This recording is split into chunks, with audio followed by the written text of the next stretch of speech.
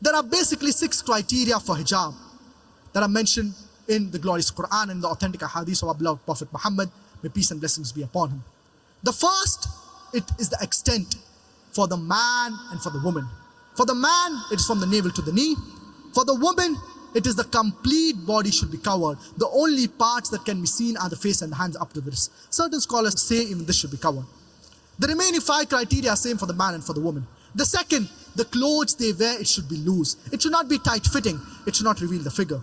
The third, it should not be translucent or transparent. The fourth, it should not be so glamorous that it attracts the opposite gender. The fifth, it should not be that of the opposite gender.